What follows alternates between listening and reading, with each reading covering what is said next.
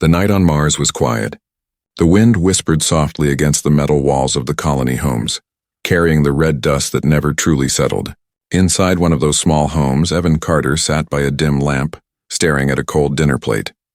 His daughter, Mia, had already gone to bed after finishing her homework.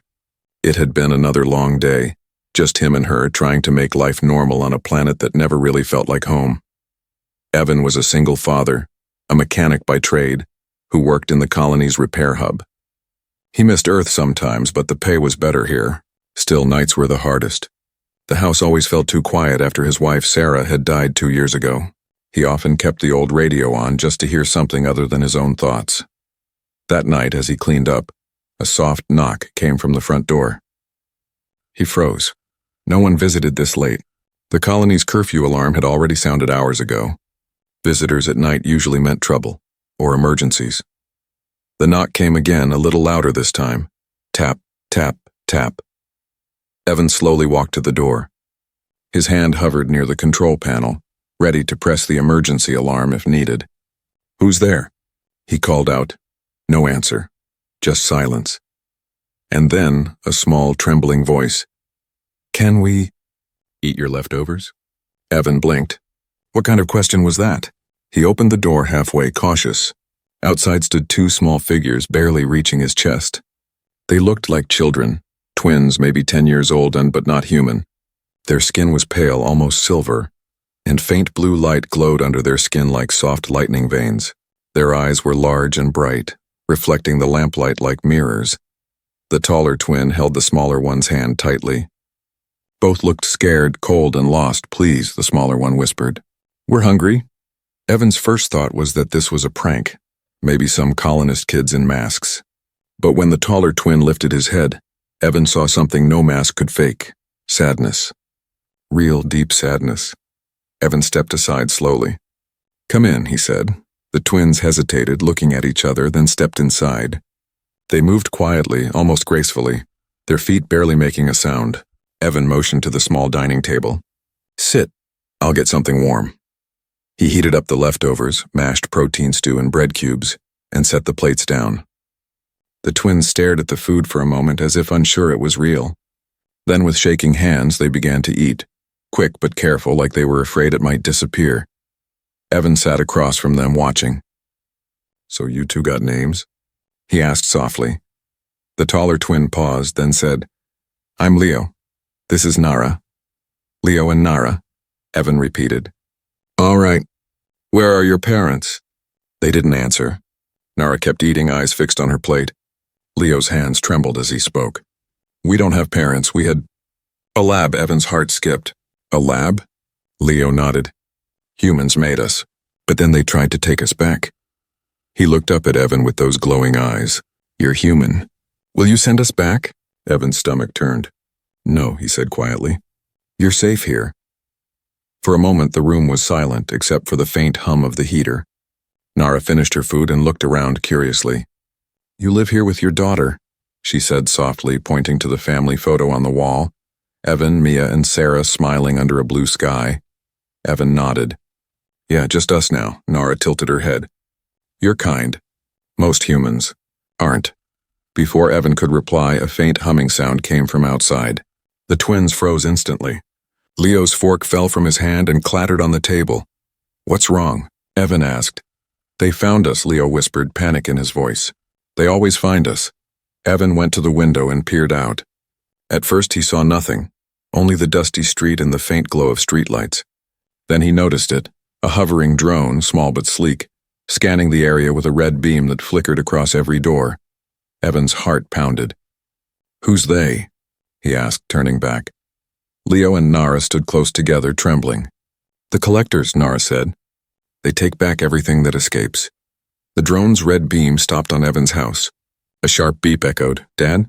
A sleepy voice came from the hallway. Mia, rubbing her eyes, confused. "What's going on?" Evan's blood ran cold.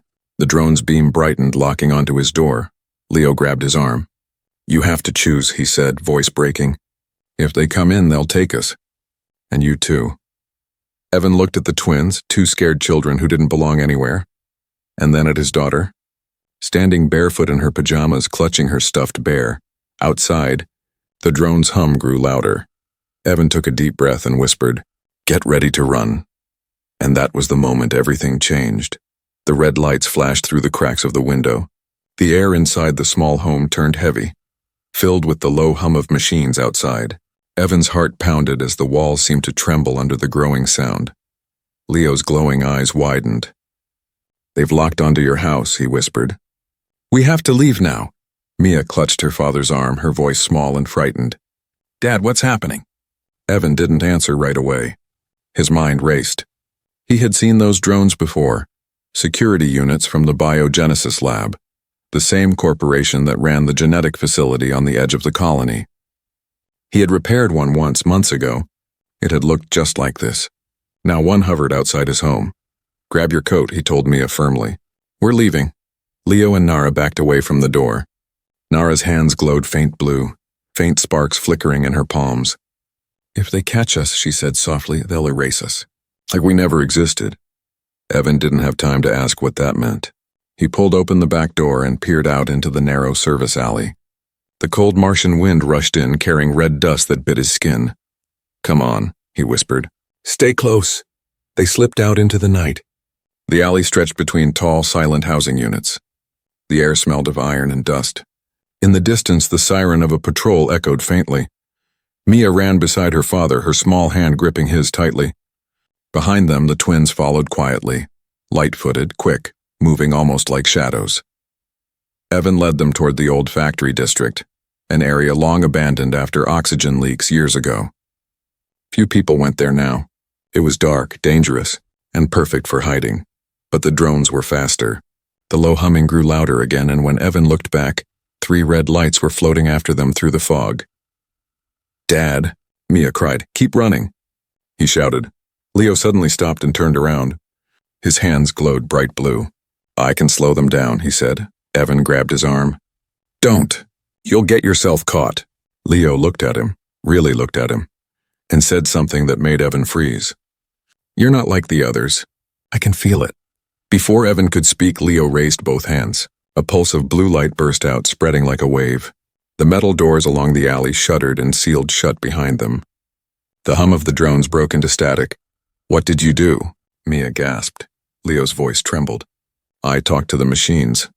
They reached the end of the alley where the old factory gates stood half open. Evan guided them inside. Dust covered everything. Rusty pipes dripped with frozen condensation. The air was thin but still breathable. Nara touched the metal wall and it shimmered faintly as if alive for a second. "This place remembers," she said quietly. Evan frowned. "What do you mean?" She looked at him, eyes glowing brighter. "Machines listen when we speak. They trust us.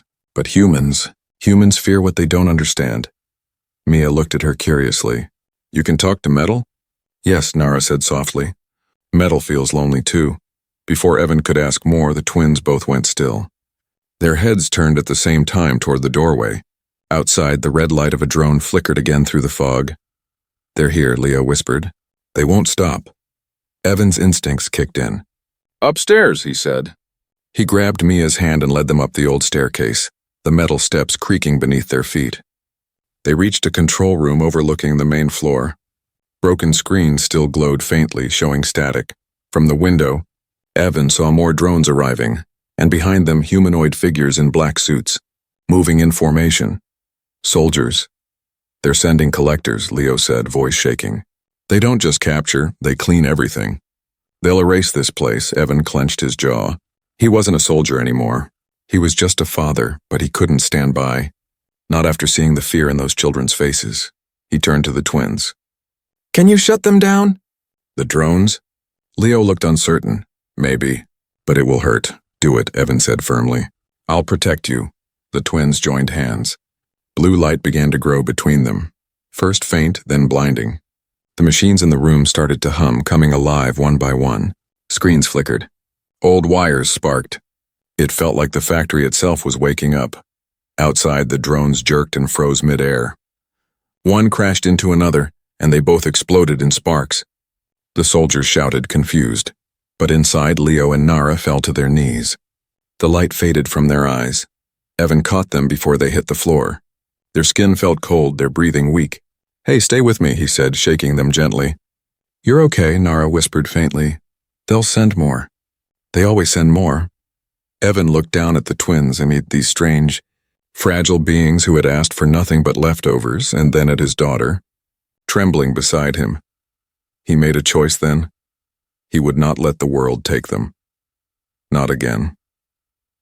As the red dawn began to rise over the dusty horizon, Evan lifted his head and said quietly, We're going to find out who did this, and we're going to end it. Outside, the drones regrouped, circling the factory like vultures. The chase was far from over, and Mars, for the first time in years, was about to remember what it meant to fight back. The old factory was silent now, except for the faint crackle of broken wires and the slow rhythm of the wind outside. Dust drifted through the pale blue light that slipped in through shattered windows. Evan stood near the window staring at the horizon, his jaw tight. The dawn light of Mars painted everything in red. Behind him, the twins lay wrapped in old blankets, resting. Their glowing veins had dimmed to a soft pulse like fading stars. Mia sat beside them, her small hand brushing Nara's hair gently. They're so cold, Dad, she whispered. I know, Evan said softly. We'll find a way to help them. He walked across the cracked floor, his boots echoing. Something in this place felt alive. Every time the wind blew, the metal walls made low, almost human sounds, groans, sighs, murmurs. It was as if the factory itself was breathing. Leo stirred suddenly, eyes opening halfway. They used to build machines here, he murmured weakly. But the machines were afraid. Evan frowned. Machines don't get afraid.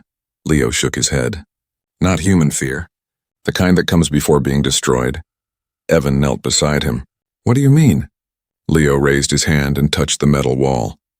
The surface shimmered under his fingers, light rippling across it like water. This place remembers what the humans did. They built us here. Evan froze. What did you say? Nara opened her eyes too, her small voice trembling. We were born here, in the dark room below. They made us from pieces of different beings. But they said the most important part was from a woman. Evan felt his throat tighten. A woman? Nara nodded. Her name was Sarah. The world seemed to stop. The sound of the wind faded. Even the walls fell silent. Evan's heart dropped.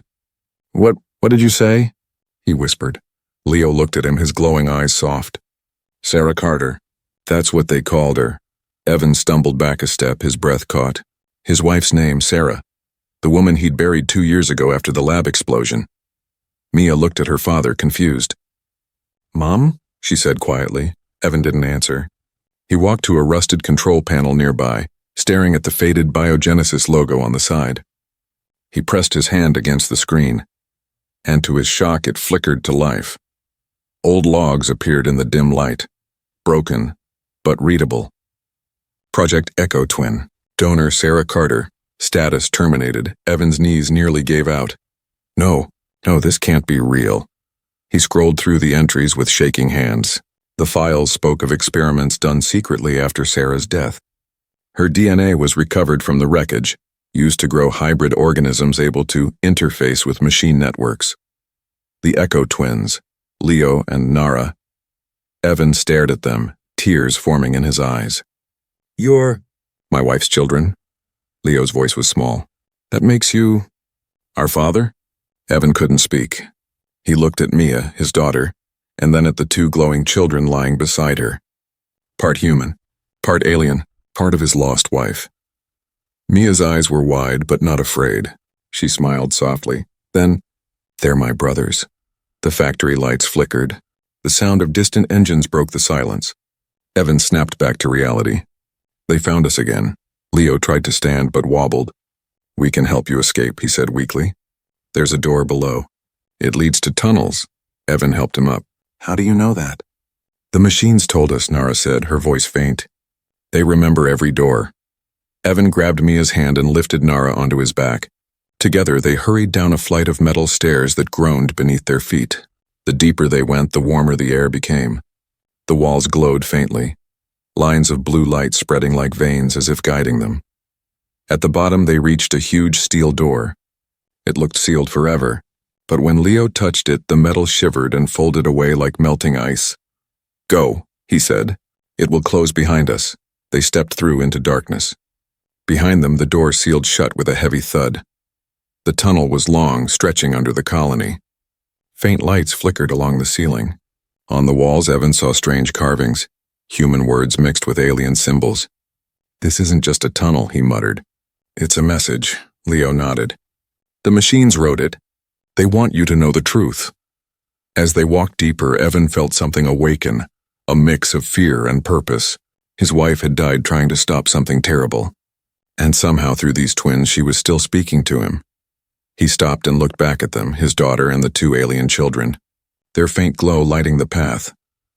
"Whoever made you," he said quietly, "I'll find them, and I'll make sure they never hurt anyone again." Nara looked up, her blue eyes shining. "Then we'll help you, Dad." Evan's chest tightened.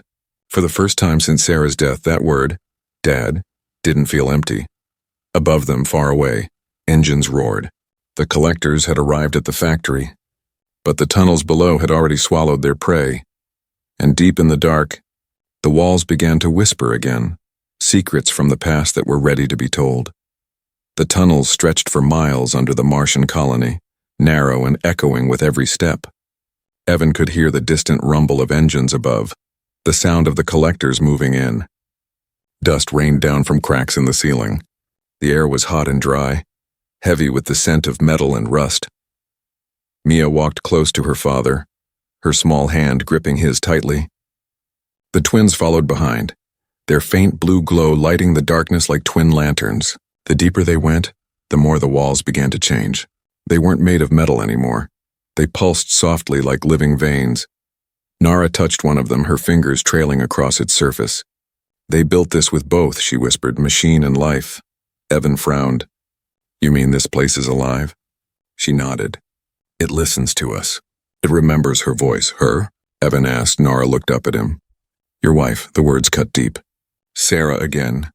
It was as if her ghost was guiding them through these buried passages. Evan didn't know whether to feel comforted or haunted. They reached a wide chamber, the end of the tunnel. A giant metal gate blocked the way out.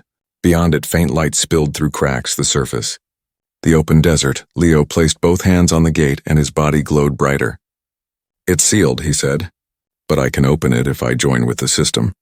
Evan crouched beside him. "Will it hurt you?" Leo smiled faintly. "Only a little.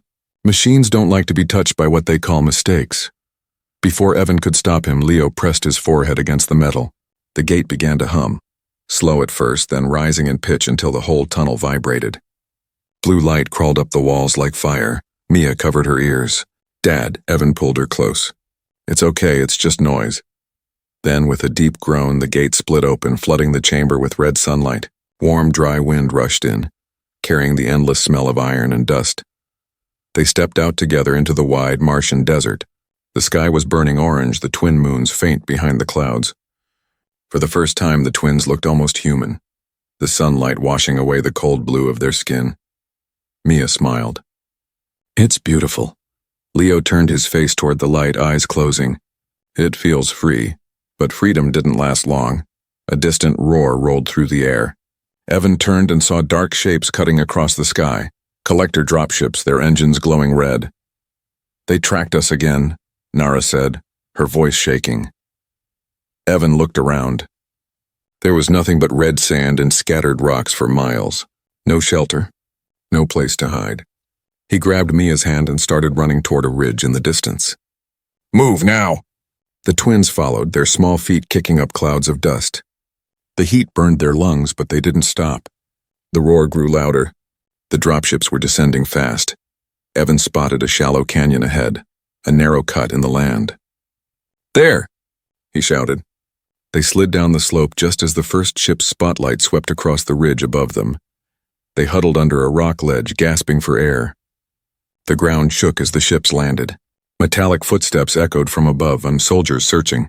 Mia's voice trembled. "Dad, what do they want?" Evan looked up, eyes dark. "Not what?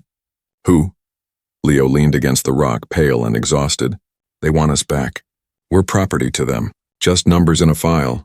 Evan clenched his fists. "You're not property. You're family now." The words seemed to give the twins strength. Nara turned to her brother, her eyes glowing brighter again. "We can stop them," she whispered. If we join minds, Leo hesitated. That could burn us both. Evan looked at them, torn between fear and faith. Do it, he said. If it keeps everyone safe, do it. The twins faced each other, took hands, and closed their eyes. Blue light began to bloom between them, spreading outward until the whole canyon shimmered. The air pulsed once, twice, and then exploded in a wave of electric energy. The soldiers' radios screamed. Their suits sparked. The dropships above faltered, spinning wildly before crashing into the dunes. Evan shielded Mia, holding her close as the blast rolled over them like thunder. Then mute silence. When the dust settled, the sky was quiet again. The ships lay burning in the sand, but Leo and Nara had collapsed. Their light was gone. Evan dropped to his knees beside them. Hey, open your eyes! Mia knelt too, tears in her eyes. Don't die. Please don't die. Leo's voice was faint. We didn't die. We just need time. Nara smiled weakly. We stopped them. For now. Evan looked out across the desert where smoke rose from the wrecked ships.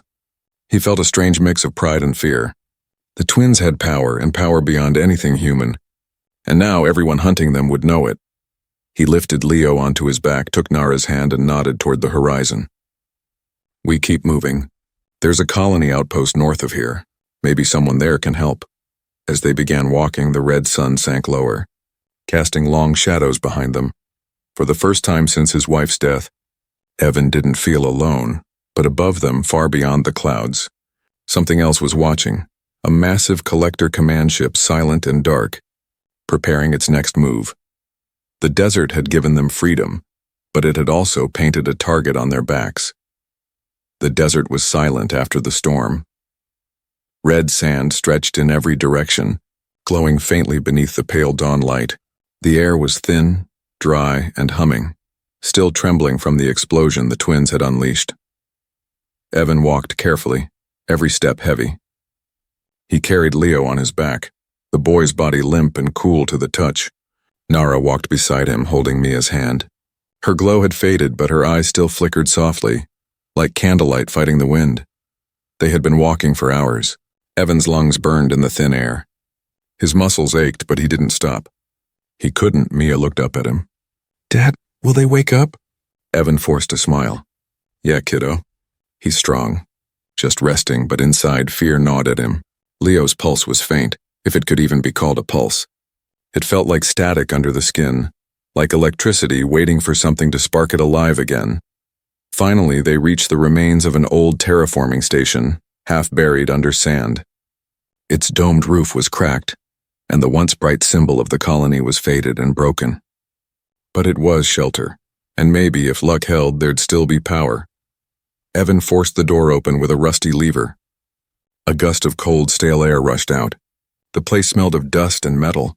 He set Leo down on an old med cot while Nara and Mia explored the room with a small lantern. Nara touched the wall and whispered, It remembers. Remembers what? Mia asked. The time before humans left it behind, Nara said softly. Machines don't forget. They just wait for someone to listen. The lights flickered weakly as if answering her. Old systems came online. Power relays, sensors, a few displays glowing back to life. Evan watched, half in awe, half in fear. These kids weren't just connected to machines, they woke them. He found a working terminal and checked the system log. The oxygen supply was low, but still functional. He ran diagnostics, trying to distract his mind from what had just happened. That's when he saw it. A security alert from orbit. Unidentified biosignal detected, priority 1. The system had already sent a signal upward. They're tracking us again. He muttered under his breath. Nara looked up sharply. They never stop. They call us their property. Evan clenched his fists. Not anymore. He turned toward the med cot. Leo was trembling now, faint light pulsing through his veins. His body arched for a second, then went still. Nara ran to him. He's changing, she whispered. The power, it's waking inside him. The lights in the station began to flicker violently. The ground shook. Tools lifted off the floor as if gravity itself was confused. Leo, Evan shouted. The boy's eyes snapped open, glowing brighter than before, pure white-blue light spilling from them. The machines in the room started to move on their own. Old screens repaired themselves. The air recycler roared to life for the first time in decades. Evan shielded Mia behind him, staring in shock. What's happening to him? Nara's voice trembled. He's linking to everything. His mind is talking to the network. The entire desert hears him. Through the noise, Leo's voice echoed. Not through sound, but through the machines themselves. Dad. Evan froze. Leo. I saw them, the voice whispered from the speakers. The collectors, they're not coming from Mars. They're from orbit. And they know you helped us. Evan's heart sank. How long do we have? Leo's light dimmed a little. Minutes. Suddenly, the roof above them rumbled and engines overhead. Shadows crossed the sunlight seeping through the cracks. Down, Evan shouted. He grabbed Mia and pulled her behind a control console, just as a blast tore through the outer wall. Metal screamed. Flames licked through the dust. Collector drones poured in, spider-like with glowing red eyes. Nara's hands lit up. Stay back, she cried. Blue lightning shot from her palm, striking the first drone and melting its armor. The others fired in return, bolts of red plasma cutting through the air. Evan ducked, shielding Mia while Nara fought like a living storm. Leo staggered up from the cot, his light burning brighter, his voice calm. Together, Nara. They joined hands again, and the air itself bent. The remaining drones froze, their circuits crackling. One by one, they exploded into smoke. Then silence. The station was in ruins, glowing with blue embers. Leo fell to his knees, panting. Nara collapsed beside him. Evan rushed to them, pulling both into his arms. You two, you saved us again. Leo looked up weakly. No, Dad, we can't keep running. They'll send something stronger next time. Evan looked out through the broken wall where the red desert stretched endlessly toward the horizon. Then we stop running, he said. We find the truth. The lab, the people who made you, we end this at the source. Mia looked up at him, her face streaked with dust but her eyes shining. Mom would have done the same. Evan smiled faintly. Yeah, she would have. He turned back to the twins. Rest now. Tomorrow we go back to where it all began. Far above them in orbit, the collector flagship adjusted its course. It had found its target, and deep in the desert below, 3 children and a broken man prepared to face a secret powerful enough to change not just Mars, but all of humankind. The night was cold on the Martian plains. The stars above were sharp and endless, burning through the thin orange haze. The wind carried a low hum like whispers drifting from the dunes. Evan sat beside the dying fire, staring at a cracked hollow disk in his hands, a small metal circle he had found inside the ruins of the terraforming station. The disk glowed faintly blue, marked with one name burned into its surface. Sarah Carter. His wife's name. The name he hadn't spoken aloud in 2 years. Mia slept nearby, wrapped in a blanket, her head resting on Nara's lap.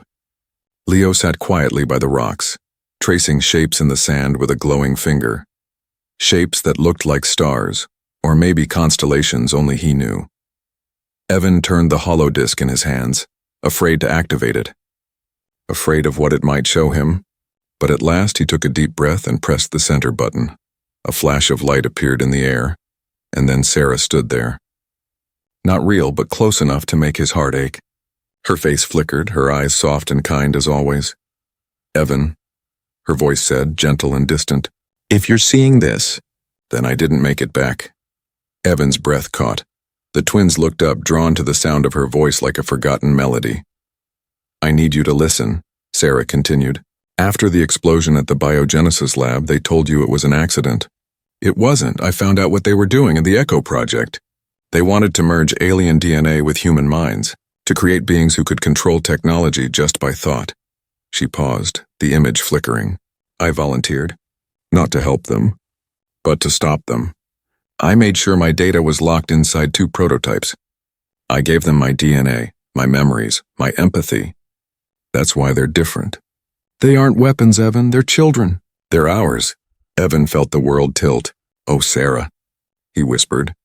The twins stared at the projection, their eyes wide. Nara reached out as if to touch the light. Her voice, she said softly. It feels like home. The message continued, weaker now. If you found them, promise me one thing and protect them. The collectors won't stop. They were built by the same people who created me. But the twins carry the key, the power to shut them down forever. They just need someone to believe in them. The image began to fade. Sarah smiled one last time, tears in her eyes. Tell Mia I love her, and tell the twins, I'm sorry I couldn't be there to hold them. Then she was gone. The fire crackled softly. The desert fell silent again. Evan sat frozen, the holodisc still glowing faintly in his palm. He couldn't speak. His heart felt both shattered and full at the same time. Mia woke up and rubbed her eyes. Dad, who were you talking to?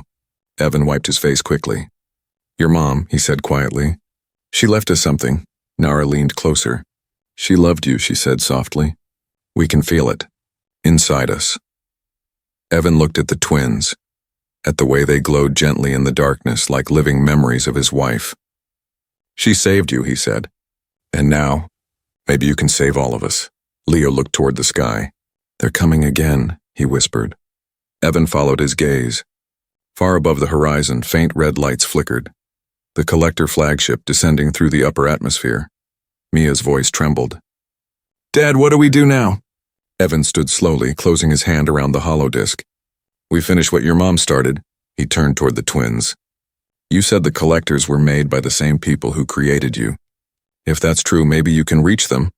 Not with weapons, but with the same code your mom gave you. Leo hesitated. We could try. But if we connect to them, they might consume us. Take everything we are. Evan shook his head. No, they'll hear her in you. They'll hear love. That's what makes you stronger than them. For a long moment, none of them spoke. The wind swept across the dunes, whispering through the sand like the voice of Sarah herself. Finally, Nara stood and reached for her brother's hand. Then we'll try, she said softly. For her. For you. Evan nodded, his eyes shining in the firelight. For all of us.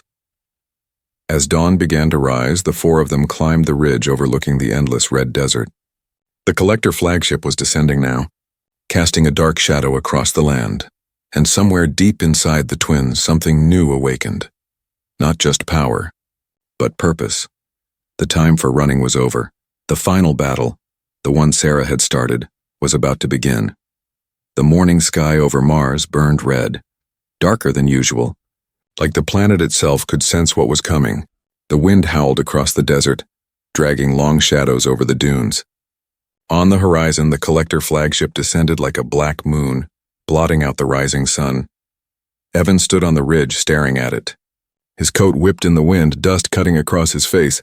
Behind him, Mia held Nara's hand, and Leo stood with his eyes closed, feeling the hum in the air. They're close, Leo said quietly. Hundreds of them.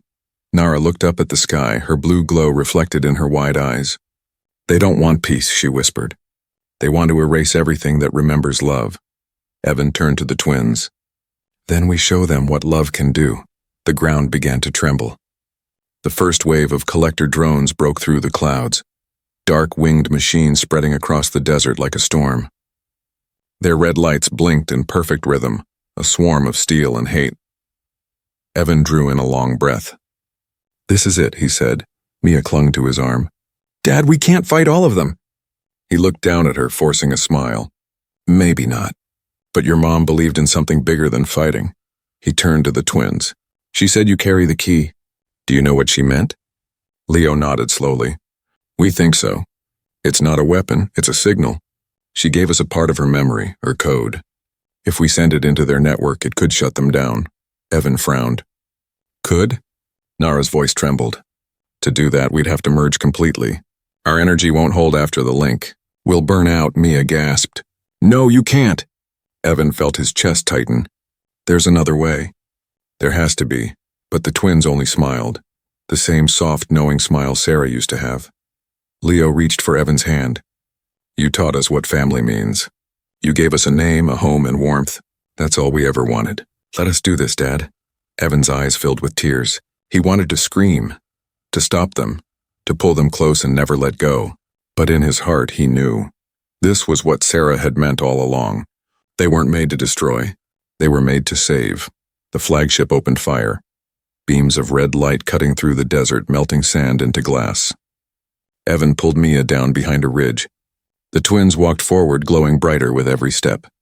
Their light pushed against the dust storm, turning it into shimmering waves. Leo looked back one last time. Tell Mia. We'll always be with her. Evan's voice broke. I will. I promise. Then the twins joined hands. The world seemed to stop. A beam of blue-white light erupted from their bodies, shooting straight into the sky. The collector swarm froze mid-air, their red eyes flickering. The flagship above trembled, its engines screaming as systems began to fail. Inside the storm of light, Evan could hear voices, Sarah's voice soft and calm, echoing through the machines. You cannot destroy what remembers love. The collector's lights dimmed one by one. The flagship cracked open like a dying star, its fire swallowed by the sky. Then silence, the kind that feels heavy and sacred. When the light faded, only red dust remained. Evan stood slowly, holding Mia close. The ridge was quiet. The desert glowed under the soft light of dawn. But the twins were gone. All that remained were two small, glowing stones resting in the sand where they had stood. One blue, one white, pulsing gently like a heartbeat. Mia knelt beside them, tears streaming down her face. They're still warm, she whispered. Evan smiled weakly. They're still here, kiddo. He picked up the stones and held them against his chest. You kept your promise, Sarah, he said softly. You brought them home. The wind grew gentle again. The sun rose higher, painting the desert gold. Evan felt something stir deep inside him. Peace for the first time in years. He looked out toward the horizon where the wreck of the collector ship lay smoking in the distance. Mars was quiet again. Alive again, Mia slipped her hand into his. What do we do now, Dad? Evan smiled. We live. The way your mom wanted. As they walked across the dunes, the stones in his pocket glowed brighter as if answering. Two faint voices, Leo and Nara's, whispered in the wind. We're not gone. We're free. The red planet glowed under the new morning sun, and for the first time its light felt warm. Not just on the skin, but deep in the soul. Evan looked up at the sky and whispered, You asked for my leftovers, and you gave me back my heart. And Mars, once silent and cold, finally felt like home.